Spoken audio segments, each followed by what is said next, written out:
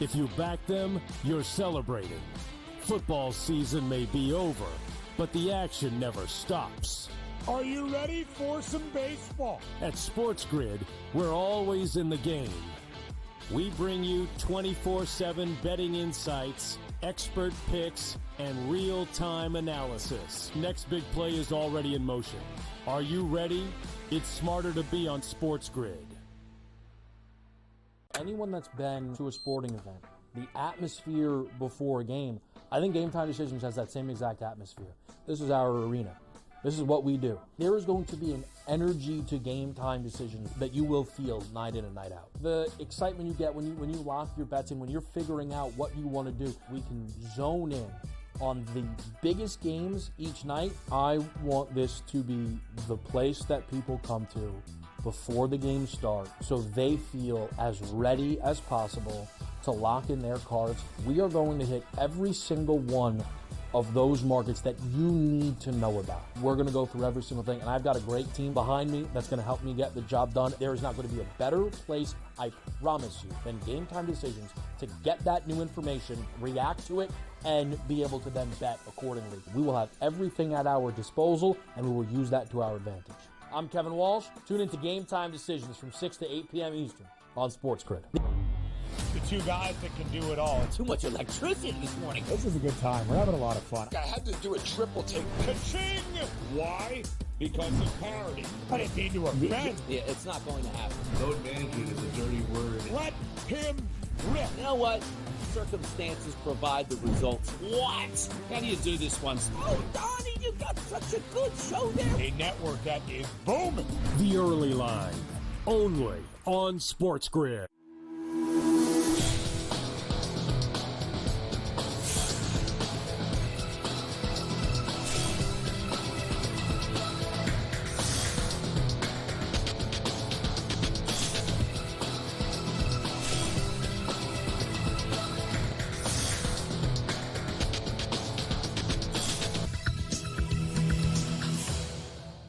Good morning. Welcome to NewsWire here on SportsGrid on this Thursday morning. Thanks for streaming us, being part of the program today, as you always are. We got a lot to cover on today's show. Some college basketball, some finals yesterday, one big upset in the Lone Star State. We'll get to that in just a few minutes. Also, the latest in Major League Baseball. We got Matt Lutovsky on the show to join us. The big tournament going on in South Florida as the PGA Tour Florida Swing is currently underway. They teed off a couple of hours ago. Brady Kannon is going to give us a preview of the Cognizant Classic, used to be known as the Honda Classic, going on in Palm Beach Gardens. So that and a whole lot more here on this edition of the show. Stick with us every day, 11 a.m. to 12 p.m. Eastern, exclusively here on SportsGrid. We begin with more sports betting impropriety allegations yet again from another college team. This time it is the University of New Orleans. This report coming from Jeff Goodman, who is reporting that 4 players who are playing for the university have been suspended since late January, are actually under investigation for NCAA violations relating to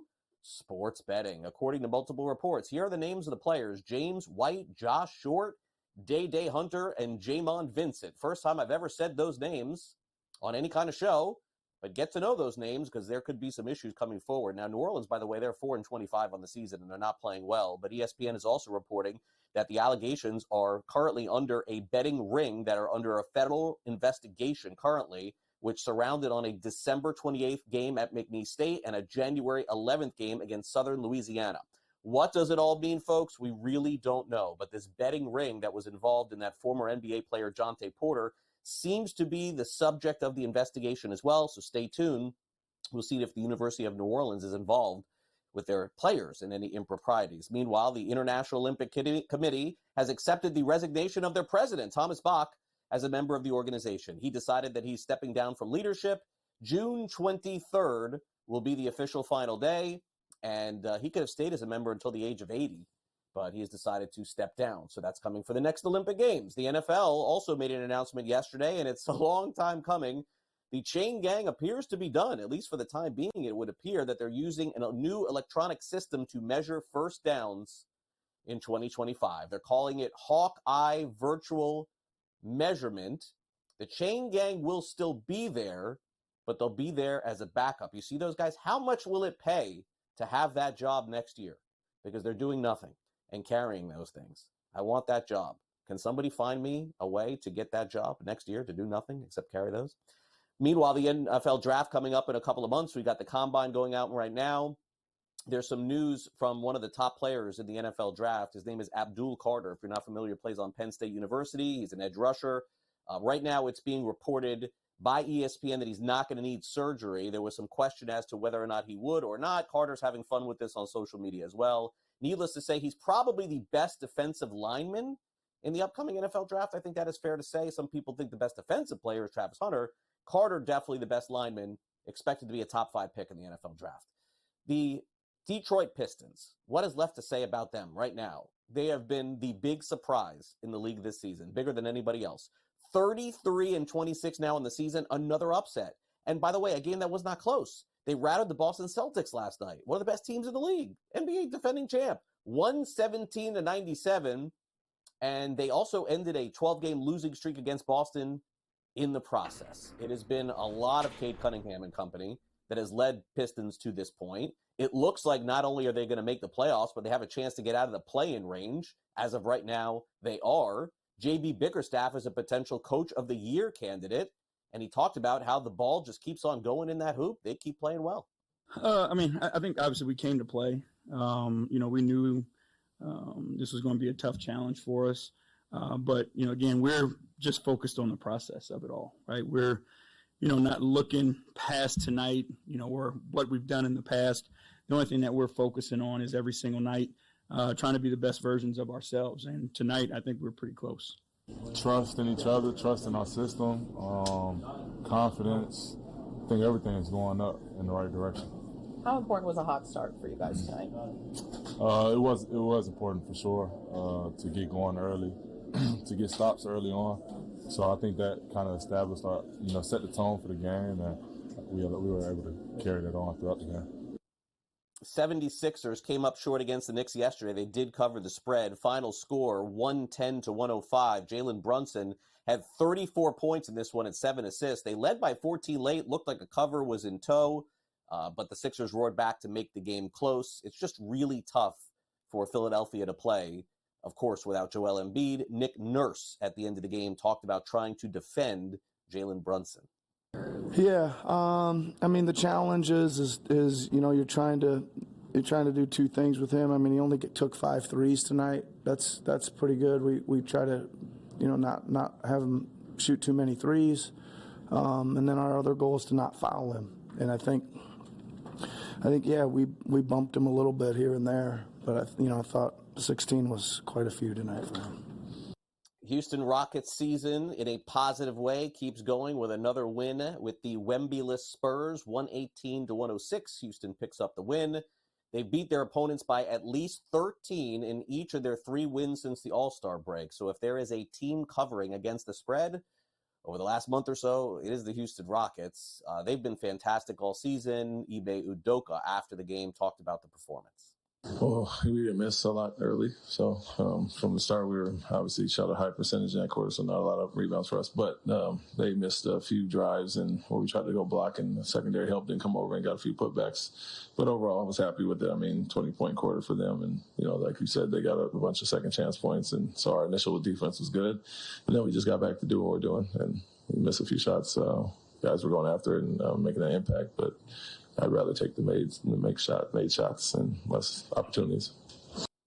27 points for SGA, as Oklahoma City has no problem with the Brooklyn Nets. 129-121 the final. Meanwhile, the most exciting finish on any court, NBA or college basketball, last night had to be in College Park, as Trey Holloman of the Michigan State Spartans hit a half-court shot with absolutely, positively no time left to give Michigan State a huge 58-55 win over 16th-ranked Maryland. The Terrapins were 3-point favorites in this one. After the game, Tom Izzo said, yeah, we won that game on that half-court shot, but do not call us lucky. But I felt we deserved to win the game. I don't think it was a lucky shot at the end. I thought we played inspired basketball, good defense. We moved the ball. We got Jace Richardson going. And give Kevin credit. Then they went back to the zone and took him out of it a little bit. Then he started cramping up, so we had to get him in and out. And all in all, ugly game. But, for us, a pretty win's better than an ugly loss. And it was an ugly game because both teams played so hard. And those kids play hard, too, boy, that he's got. And he's done a hell of a job where he came from last year to this year. And I don't even know what to say about my team. We're gritty. We keep on fighting. And yet we got to get better offensively in some areas if we're going to really make some noise. Michigan State on an absolute tear in the new year. Arkansas, in a big game for them, beat Texas, so they win 2 games in a row, 86-81 in overtime. They pick up the win on the road. Number 7, St. John's defeats Butler 76-70. They've tied a regular season title in the conference. If they win one more, I believe they capture it. Tyler Nichols, 7 3-pointers. Vanderbilt upsets number 12, Texas. In the National Football League, there is this source battle between a couple of reporters going on right now. Jordan Schultz and Ian Rappaport basically surrounding the idea of Tom Brady potentially recruiting Matthew Stafford to go to the Raiders if he ends up leaving the Rams. Hard to make heads or tails as to what is going on here, but it looks like basically one of the reporters is alleging that Brady met with Stafford in Montana. Also looks like Derek Carr will be back this season with the Saints, and Jair Alexander of the Packers could potentially be on the trade block. Getting a lot of information out of that combine. We shift over to baseball. Matt Lutovsky joins us next. Don't go away.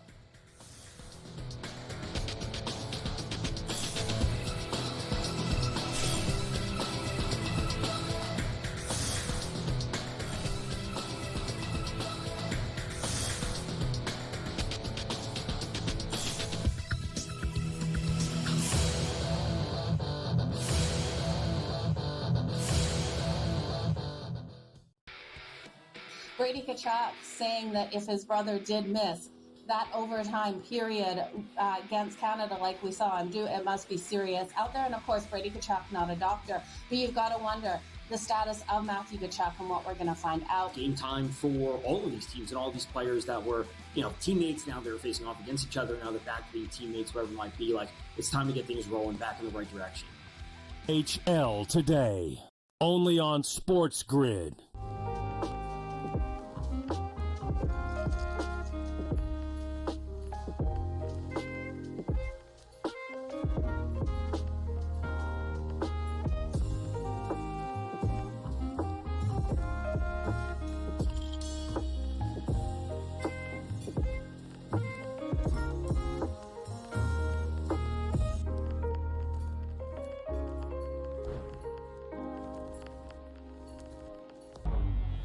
Two guys that can do it all. Too much electricity this morning. This is a good time. We're having a lot of fun. I had to do a triple take. Ka-ching!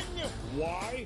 Because of parity. I didn't mean to offend. Yeah, it's not going to happen. Load management is a dirty word. Let him rip. You know what?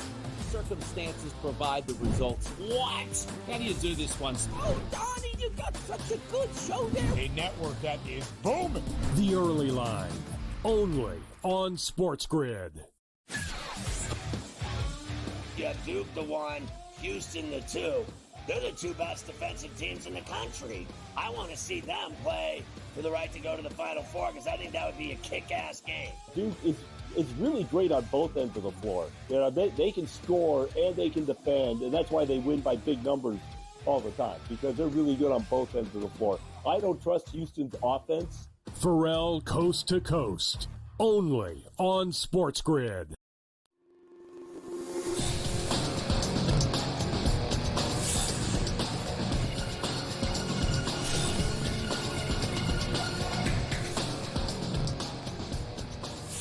Welcome back to NewsWire. We'll take a look at the American League East as spring training is heating up right now. Still basically in the first full week of it, but pretty soon we'll be heading toward opening day in 1 month. Matt Lutovsky joins us. Our preview today is of the American League East. And Matt, once again, thanks for coming on the show. We'll take a look at the race here. According to FanDuel, FanDuel basically has it as a 2-team race without ruling out the Red Sox. So I don't know if you see this the same way, but here are the odds, with the Yankees being the clear favorite. But Baltimore is 2.5 to 1, so they're right there. Boston made the big moves in the offseason to go from about where Tampa Bay was to plus 440. Rays made some, crafty moves. I never count them out. They're plus 950, and Blue Jays just kept striking out, trying to get players to sign there. They ended up getting Anthony Santander. No one really knows what to expect from them this year. They're 13-1. Do you see this the same way? Like, I guess, Matt, if you had to handicap 1 through 5, how the FanDuel Sportsbook has it, do you have it the same way? I have a weird soft spot for the Blue Jays, and I can't totally explain it. I think they're a little more talented on paper than they're being given credit for by those odds. But at the same time, I don't think, they're as good as the Yankees. I don't think they're as good as Baltimore. So, do with that information what you will. I think that it's pretty close to accurate. Otherwise, obviously, you look at the Yankees coming off the year they had the big loss. In Soto, but I think they got better in other ways too, or I should say in other parts of the team. So, right. With the Stanton injury already, that's a definite worry a little bit about what that offense is going to be, once the season starts. But I still think they're the best team in the division, and I don't think Baltimore's that far behind. And I think it's going to be a good race between those two teams again. But I definitely think early in the season, the Red Sox and, like I said, the Blue Jays are going to hang around. We saw the Red Sox hang around for a while early last year before they faded down the stretch. And I think they've made some improvements to the team. So I'm not counting them out by any means either for, at the very least, a playoff run. But sometimes baseball's weird, and you have a team and they're talented and they add some pitching, and next thing you know, they're hanging around winning close games. So I actually think it's going to be a pretty interesting race. Yeah, hopefully so. Hard to see 5 teams staying in until the end, but maybe this will be the year. You never know. All right, so the Orioles we would figure will be in the mix. Their offense is just super talented. They did add Charlie Morton and tried to fortify some of the losses like Corbin Burns this past offseason. Their win total is 88.5. To win the American League, they are 6-1. That was the team I thought was going to do it last year, because I did think, Matt, at that deadline last year that Baltimore would be in it and they'd push the foot all the way down. Shame on me. I just don't think they're ever going to do that. I think they're going to operate the way that they want to operate, which is within the parameters of a budget, not do any long-term deals or bring in crazy free agents. They're just going to, basically look at their starting lineup, their offense, have it carried, and bring in these one-year guys to pitch. It appears that's their model. By the way, very successful model to win as many games as they will, and they'll probably do it for a long time. And they're kind of, it feels like, Matt, doing a little bit of a coin flip, saying one of these years with this model will get to the end. Do you think that that's a reasonable expectation? Yeah, I think you're pretty close to hitting it on the head there. I mean, you have this really good young offense, and you kind of know that those runs are going to be there. So you just need to sort of piece together that rotation and make sure everyone's healthy and peaking at the right time. And, I was with you last year. I really, from the beginning of the year, they were my pick to go to the World Series out of the AL, and they just couldn't quite get it done. And I think after the postseasons they've had the last couple of years, maybe people are a little more down on them than they should be. But we know they're a talented group. Like I said, that lineup, that's going to be a tough lineup. And, I don't think anyone wants to pitch against them. The park dimensions have changed a bit, so it's not quite a hitter's paradise. But, they can still put up runs, especially in that ballpark. And I think the pitching's good enough that they're going to be tough. And then, you have assets, and could you potentially make a move later in the year and bolster that rotation or that bullpen and make yourself even tougher? I think they have the ingredients to do that. So by no means would I count them out. Just because a couple of their losses in the offseason, but they don't seem quite as strong as they did going into the season last year. Yeah, getting Tyler O'Neill to swap out for Santander. As far as the Yankees are concerned, their big ad on the pitching side was Max Fried, and that's a huge one because honestly, I mean, you could make the case of the 5 that they have, I feel best about his reliability than the others. I mean, I'm still worried about Garrett Cole. I mean, after everything that happened last year, I don't know how you couldn't be. Rodon, who was a superstar like 2-3 years ago, finally showed it. Luis Heel was great in the first half. He petered out a little bit, but still was rookie of the year. He was great. And then Clark Schmidt, certainly there on the back end. But, we know the Yankees are not going to do it on the strength of pitching. It's going to be their offense again. But I do think the ad of Fried was really huge for them this year.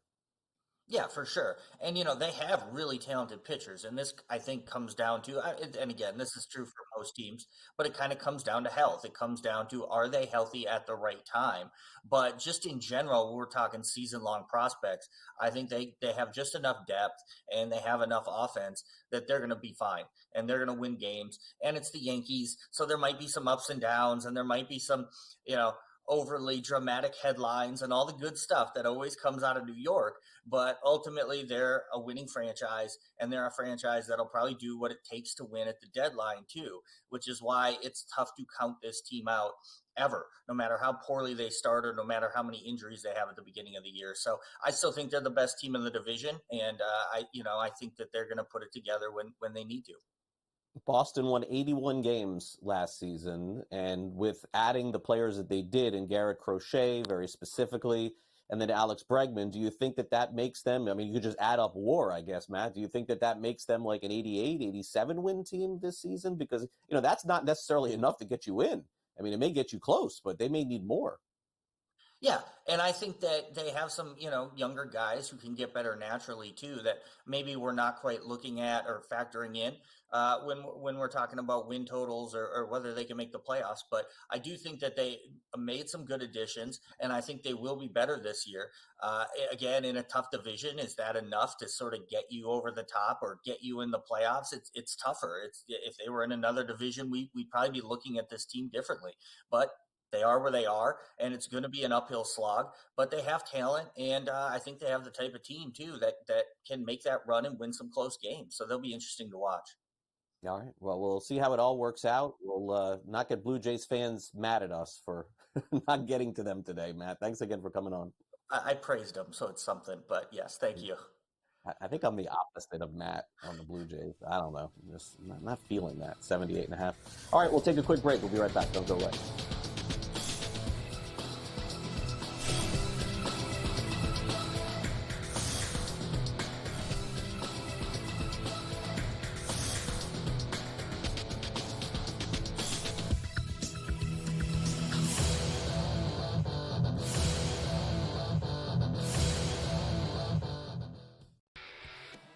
Brady Kannon saying that if his brother did miss that overtime period against Canada like we saw him do, it must be serious out there. And of course, Brady Kannon, not a doctor, but you've got to wonder the status of Matthew Tkachuk and what we're going to find out. Game time for all of these teams and all these players that were, teammates. Now they're facing off against each other. Now they're back to being teammates, whoever it might be. Like, it's time to get things rolling back in the right direction.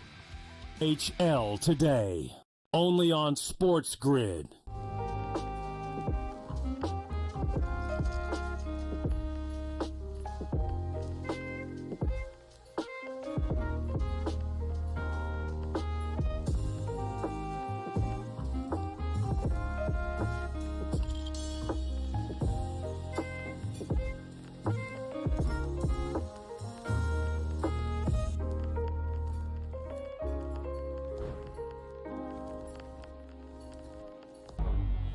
Two guys that can do it all. Too much electricity this morning. This is a good time. We're having a lot of fun. I had to do a triple take. Ka-ching! Why? Because of parity. I didn't mean to offend. Yeah, it's not going to happen. Load management is a dirty word. Let him rip. You know what? Circumstances provide the results. What? How do you do this one? Oh, Donnie, you got such a good show there. A network that is booming. The Early Line, only on SportsGrid. You have Duke the 1, Houston the 2. They're the two best defensive teams in the country. I want to see them play for the right to go to the Final Four because I think that would be a kick-ass game. Duke is really great on both ends of the floor. They can score and they can defend, and that's why they win by big numbers all the time, because they're really good on both ends of the floor. I don't trust Houston's offense. Pharrell Coast to Coast, only on SportsGrid.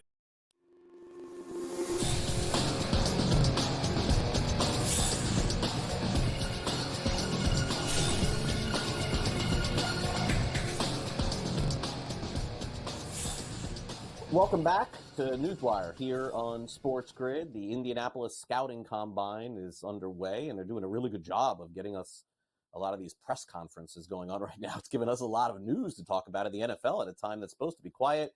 We'll get to that here with a player on the 49ers. We'll hit some Patriots. Time now for the SportsGrid Sound Off.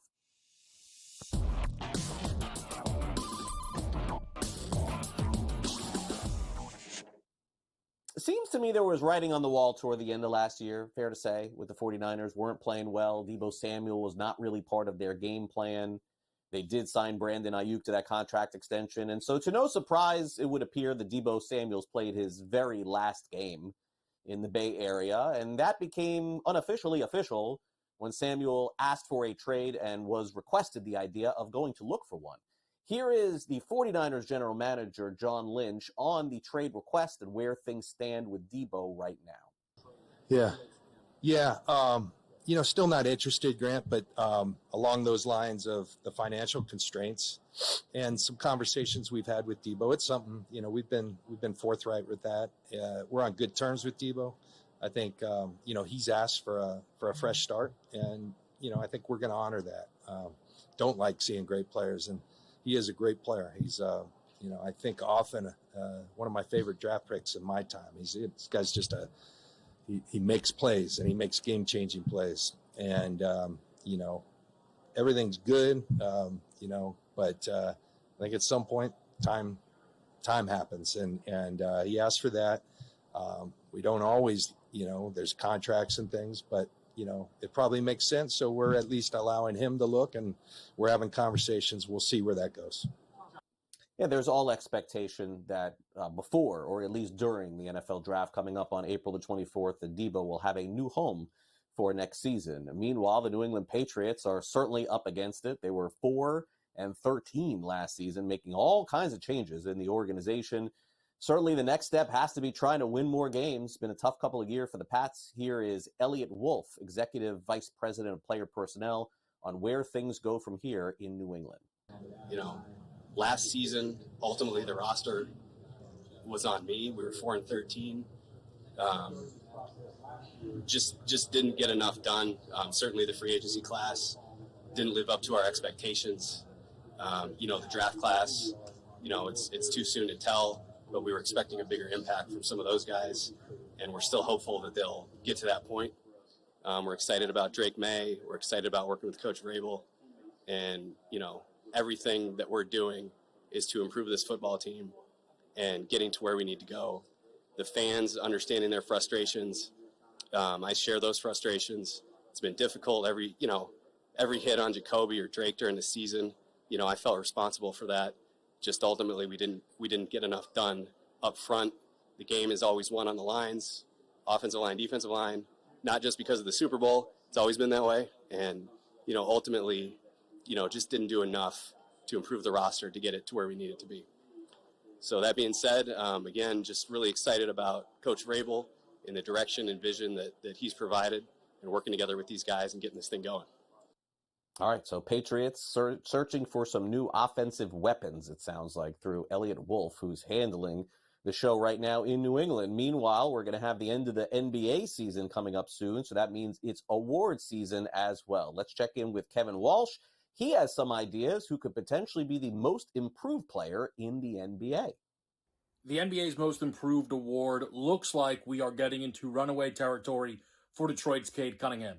Over -200 in this market. Norman Powell is the closest in the mix, and then there is a big drop-off to Tyler Hero, who has the third best odds. The thing is, to go against Cade Cunningham is to really go against the award itself. Your argument would be Cade was the first overall pick just a few years ago. This is the trajectory he's supposed to be on. It's a career best in points, rebounds, assists, field goal percentage, all of that. But this was supposed to be the trajectory for Cade Cunningham. The thing is, while you would be right to say that, when we're looking at awards markets, we're not looking at how we would vote, but it's how people are going to vote. And they're going to vote for a guy like Cade Cunningham, who made the All-Star team and fits the mold of guys who have won this before. The Most Improved Player Award very likely will find a home in Detroit at the end of the season. Craig, it's back to you. All right, thanks, Kevin. By the way, 5 games on tonight's NBA slate, including a nice game, I think, tonight between the Minnesota Timberwolves and Los Angeles Lakers. Another chance for LA to get better with Luka on the court. So certainly we'll check in with that game and a whole lot more, because our next guest is going to talk some hoops with us. It's Adam Kaufman, our NBA analyst on SportsGrid. He will join us. We'll talk about the Pistons run as well. Don't go away.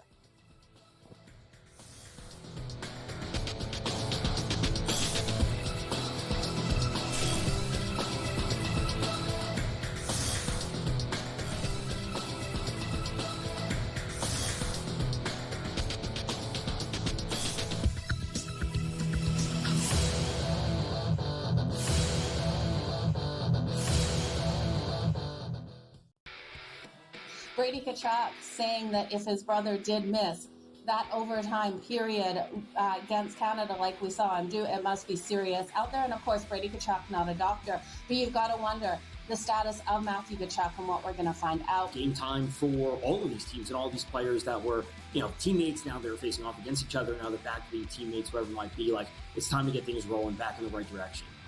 HL today, only on SportsGrid.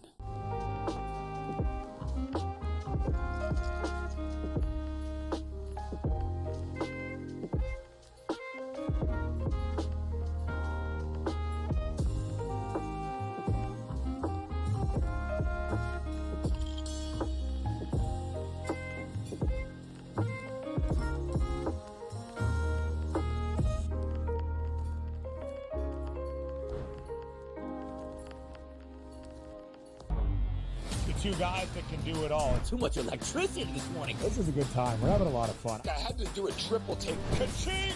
Why? Because of parity. I didn't mean to offend. Yeah, it's not going to happen. Load management is a dirty word. Let him rip. You know what?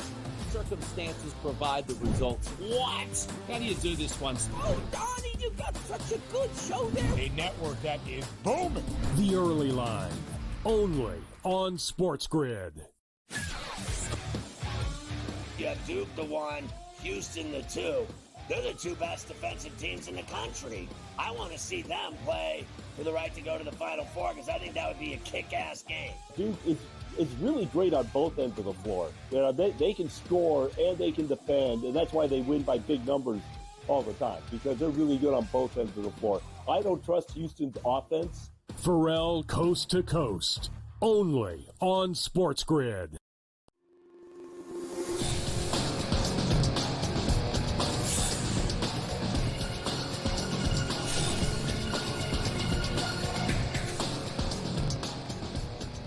Welcome back to NewsWire. Wow, the Detroit Pistons just keep on rolling. I mean, it's been a while since I can remember this kind of domination from them. They beat the Celtics. Adam Kaufman, watches that team closely. 117-97 last night.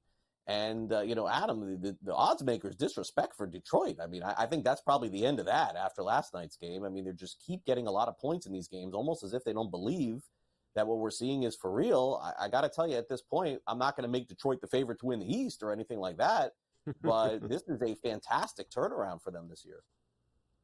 It is, but let's not get caught up in that either. I think there's kind of a middle ground between maybe how casual people see them versus how Vegas sees them. Let's remember this 8-game winning streak, and Detroit's as hot as any team in the NBA right now. But it took this 8-game winning streak to even put this team over the 500 mark. So for most of the year, it has been a team that is generally mediocre, even maybe you might say not good. They're not a great team. They're not an elite team. They're not an upper echelon team that's going to compete to win the Eastern Conference unless this thing, this train doesn't come off the tracks the whole rest of the year, and I just don't see that coming. What I will call them is an above average team that is teetering on maybe being good. You just had that video of Kevin Walsh talking about Cade Cunningham being the most improved player in all likelihood, and he's the odds leader in that department. Well, on the other side, the Celtics saw their, runaway favorite right now for Sixth Man of the Year, Peyton Pritchard, go off a little bit, and he had to because Jason Tatum was kind of alone. Kristaps Porzingis had really his first bad game of the season, an abbreviated season because of injury. And Jaylen Brown was absent last night. So you're talking about being down an all-star, a top 10, 15 player in the NBA. So, look, I'm not going to excuse make the thing. I do think it would have looked a little different if Jaylen Brown was available. But I also think that we see these games throughout this Celtics season, and, great teams do this, and the Celtics are a great team. Sometimes they take nights off. It was a back-to-back. They had a nice win the night before, traveled to Detroit. You got a spunky team in the Pistons with a Celtics team with a target on its back. And, you got its best game. So hats off, but I don't think that all of a sudden puts Detroit in a different category. Yeah, it's sort of funny. The Pistons, like once every 10, 15 years, rebuild to the point where they get really good. Like I go back to the 80s, which I was around for. with the bad boy Pistons winning championships, and then it was Chauncey Billups and Rip Hamilton. Sure. And that group really good. And I wonder if the Pistons next year say, hey, like it's time for us to, now you'll become that kind of team, or at least attempt it. We'll see. Meanwhile, my producer Frank, Adam, he says that he thinks JB Bickerstaff has a shot to win Coach of the Year, and Kenny Atkinson should not be minus 550 here. Detroit would have to keep doing what they're doing, I would assume, to get there. Atkinson's Cleveland Cavaliers are going to have their best season of all time, so it's going to be hard to not give him this award. But do you think that this is a little too skewed here? People like to parlay the awards market sometimes to try and get themselves a bigger payout, obviously. I would parlay Kenny Atkinson to win Coach of the Year with absolutely anything. I think it is a lock. All due respect to Frank, I love him. I just don't see the Pistons, even if they gained some momentum and really picked up some steam and narrowed those odds. Like, we can talk about it in betting all the time. Do you believe in the ticket, or is it value in the number? You want to say that there's value in Bickerstaff's number? Fine. I won't argue with that. But is he going to win? Absolutely not. What Kenny Atkinson and this Cleveland Cavaliers team has done wire to wire so far at this point is so far beyond expectation. You're getting a little bit of a throwback to what it looked like the Cavs were capable of doing 2 years ago, and last year it was just injuries all season long, and that maturity kind of never materialized. This year they have been number 1 or 2 in the NBA throughout. Pardon me.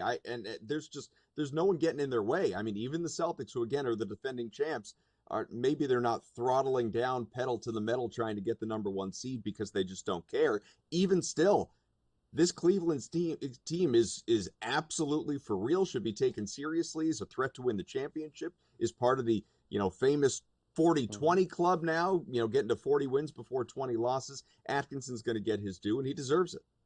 Yeah, no, that's a fair point. I mean, Cleveland, since the beginning of the season, has been the best in the East. In fact, 48-10, they're still not the favorite, though, to win. That would be Boston. We saw some pullback on the Knicks odds over the last week or so, losing to some teams that maybe they should win eventually against. They're now plus 750 there. Do you think Cleveland stands a chance to beat Boston in a 7-game series?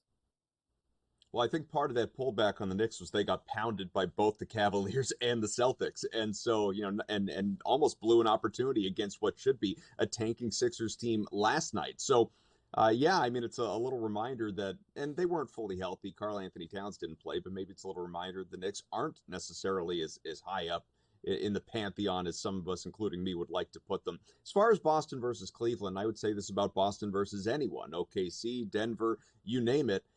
I just don't see, and this is if healthy, this is always the caveat in sports, I realize, but if healthy, if everyone's available for the playoff run, this Celtics team is as good or better than what we saw last year when the team ran away with the NBA in the regular season and had basically no trouble in the playoffs. Does that mean they're going to go 16-0 in the postseason if they have all their guys? Of course it doesn't.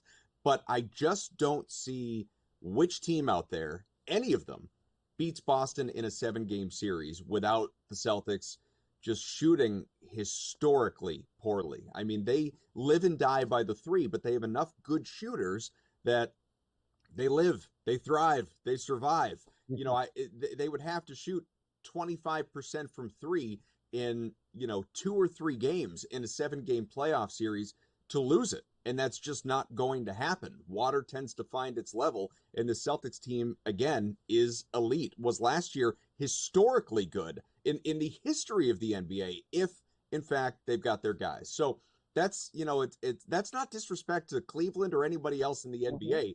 It's just where Boston is right now. I'm starting to think it's a similar situation with Oklahoma City as I'm watching a little bit of their games and their scores. I mean, the games are getting a little bit closer, but I don't think that they're playing any worse, Adam. I think that maybe they're just kind of realized, hey, they're just so far up now on Memphis. They're 47-11 on the season after their win against the Nets. They win 129-121, and 20 some odd games here left. They know exactly who they're going to be. The likelihood of Denver or Memphis catching them would seem to be pretty unrealistic at this point. Now, obviously, to win the West is another story. So I guess that's from a handicapping perspective in my mind. I would be pretty careful here with OKC down the stretch. No, I agree. Look, between minutes for young guys like Shea and Jalen Williams, or obviously some restrictions, some load management with the likes of Holmgren and Hartenstein and guys like that, I think OKC is very confident in who and what it is, what it could have been last year, if not for being upset in the playoffs early on, obviously.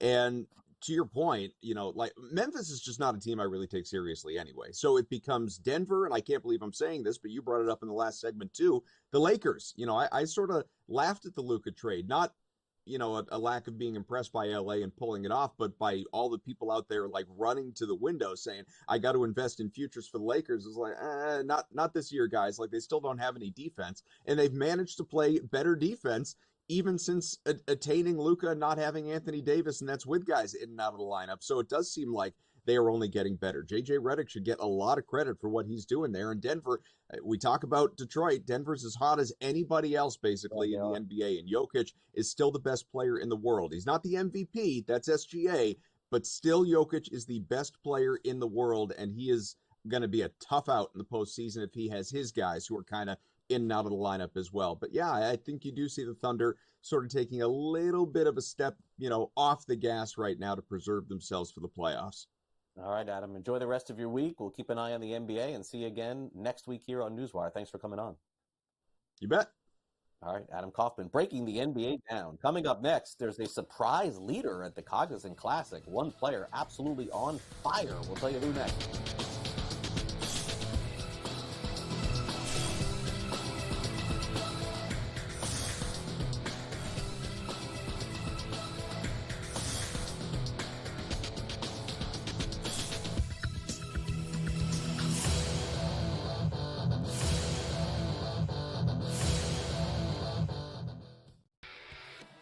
Brady Kannon saying that if his brother did miss that overtime period against Canada like we saw him do, it must be serious out there. And of course, Brady Kannon, not a doctor, but you've got to wonder the status of Matthew Kannon and what we're going to find out. Game time for all of these teams and all these players that were, teammates. Now they're facing off against each other. Now they're back to being teammates, whatever it might be. Like, it's time to get things rolling back in the right direction.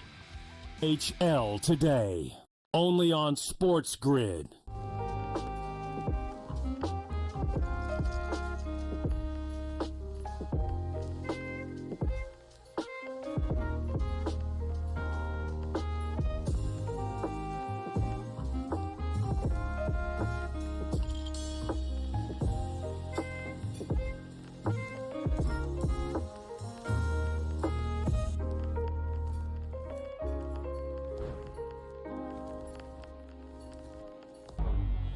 Two guys that can do it all. Too much electricity this morning. This is a good time. We're having a lot of fun. I had to do a triple take. Ka-ching!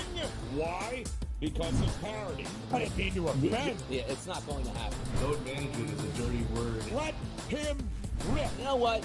Circumstances provide the results. What? How do you do this one? Oh, Donnie, you got such a good show there. A network that is booming. The Early Line, only on SportsGrid. You have Duke the 1, Houston the 2. They're the two best defensive teams in the country.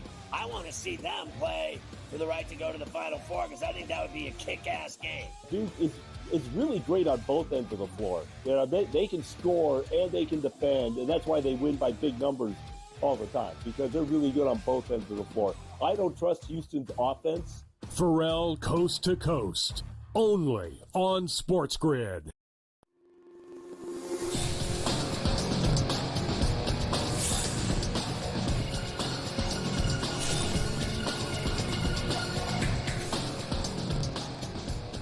Welcome back to NewsWire here on SportsGrid. The Florida swing underway on the PGA Tour. Let's bring in Brady Kannon to discuss it. And the Cognizant Classic, formerly known as the Honda Classic in Palm Beach Gardens, Florida, not far from me and not far from where spring training is going on in Major League Baseball. Let's bring Brady in. And Jake Knapp is the leader. For those unfamiliar, Knapp is 11 under par. My gosh, this course is playing like that. And you know what's interesting, Brady, is that I obviously don't know who this guy is. And then I went back and looked, and I'm saying to myself, wait a second, maybe I should have, because he won over a couple $100,000 at the Genesis. He was 3 under par. It seems like this guy's actually been putting together a pretty good 2025. Maybe we're sleeping on this guy. Well, yeah, his coming out party was almost exactly a year ago when he won the Mexico Open at Vedanta. That was last week's tournament. He was the defending champ. He won that a year ago. And like I say, that was really the tournament that put him on the map. He's a very good player and absolutely one of the top 100 players in the world. I'm not sure of his ranking. He's probably in the top 50 players in the world right now, if I had to guess. Pretty darn close anyway. And I know one of my good friends had him, pegged for first round leader, and that looks to be a bet that is absolutely in the bag. This guy's trying to open with a 59, Craig. Wow. And what's crazy is, the whole storyline this week has been how difficult the Florida swing is. The Cognizant Classic, Bay Hill, the Players Championship, the Valspar.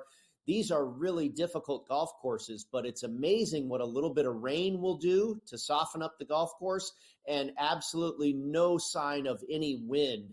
And our own Joe Ranieri is out there at the course today at PGA National, and he just told me, he said conditions are perfect. It's benign. There's no wind, and the guys are just tearing the place up.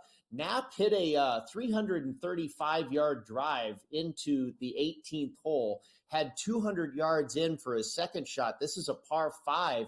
He just hit it to less than 19 feet. He's got about 18 and a half feet for eagle. He could shoot 58 if he holes that.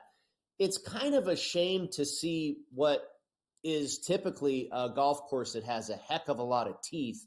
You go back to the 15 winners of this championship, and 13 of the past 15, except for the last 2 years, the average winning score was less than 9.5 under par.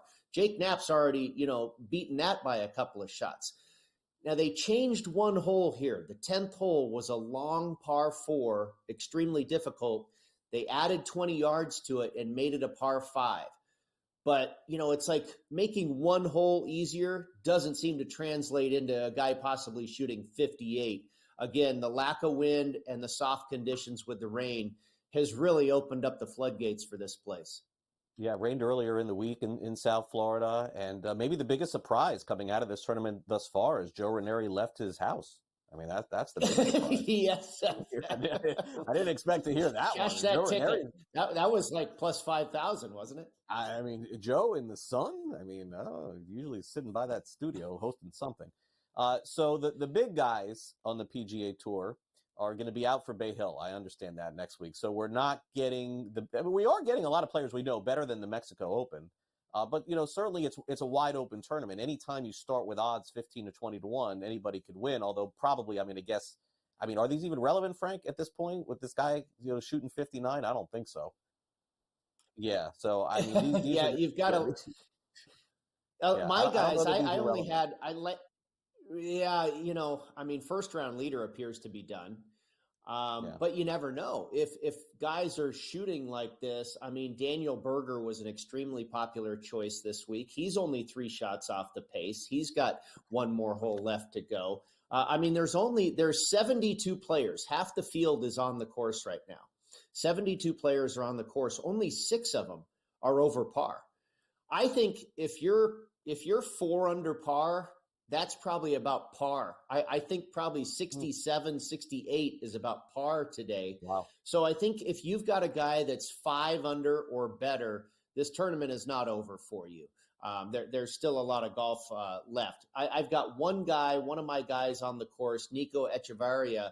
He's 1 under par through 15 holes. He's basically done, and FanDuel is telling us that. He went off at about 85 to 1. He's now 750 to 1 in the live betting. So, and he's 1 under par. He's just having a casual round, and the guy's already done.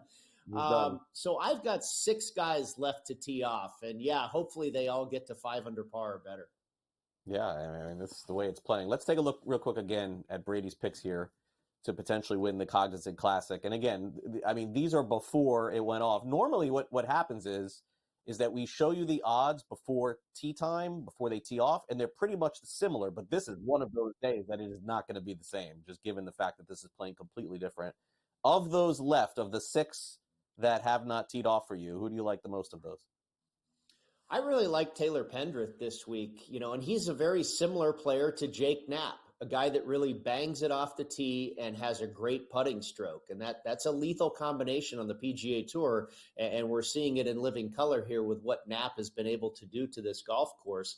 I have not seen if he has taken that putt yet on 18. I'm still showing 11 under, but 19 feet away for eagle, he's definitely going to make birdie at least. He's going to shoot 59 at worst. But Pendrith is a guy that has a similar game and also kind of career, I believe, on a similar trajectory. They both got their first win on the PGA Tour last year. I think these are a couple of rising stars, Jake Knapp and Taylor Pendrith.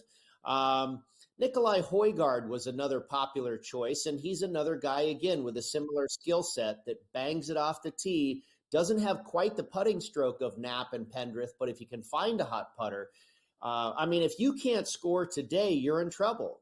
This is turned into a track meet here, and if you get too far behind, you might as well pack your bags. Yeah, and you liked in a head-to-head Pendrith over Berger. That was one of the ones you liked? Yeah, and boy, I hope Pendrith goes off because Berger's already out to an 8 under par start. So, this is kind of wacky here. You kind of just throw up your arms and let the dust settle after today and tomorrow, and then maybe after 36 holes we reassess and hope for some wind or something like that. Yeah, sounds like some live golf betting for Brady on Saturday. I'm going to get the text Saturday night. I think we're going to have to shift over, but it happens. It happens like this. It's unpredictable. All right, Brady, have a good weekend. We'll talk next week. Thanks, Craig. We'll be right back with some Last Lick.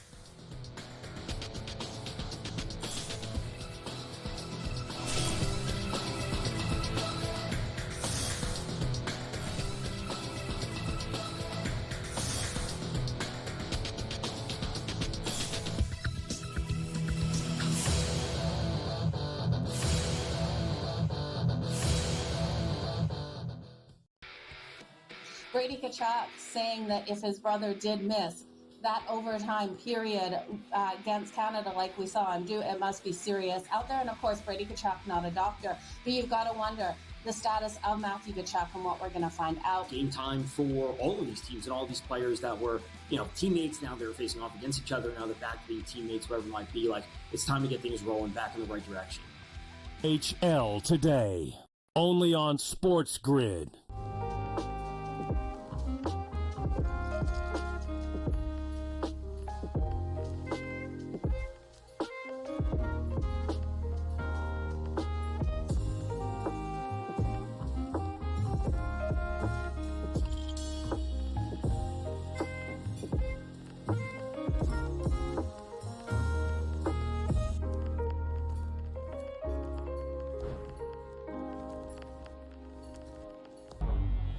Two guys that can do it all. Too much electricity this morning. This is a good time. We're having a lot of fun. I had to do a triple take. Ka-ching!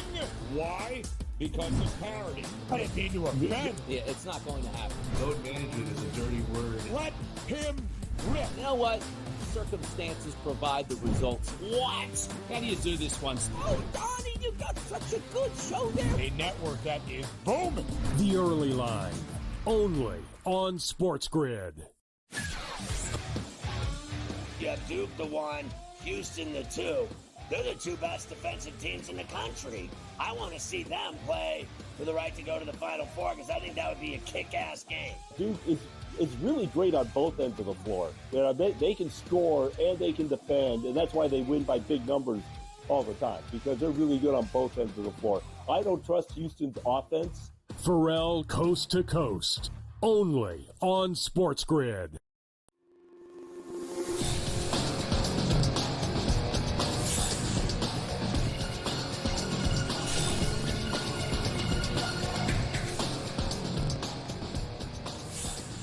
Just to put a bow on the Cognizant Classic, again, a lot of golf to play, but this Jake Knapp, who we've been talking about here, this is an all-timer, folks. I'm going to think at this tournament, a 59 opening round. If you bet anybody else to win and you still like them, you probably could get really good odds. That's an incredible golf round here, maybe the best in 2025. All right, as we end, we'll end with some NFL news and notes. We'll get to the very latest on Paul George and also hit on a nice gesture from an NBA champion. Time now for some Last Licks.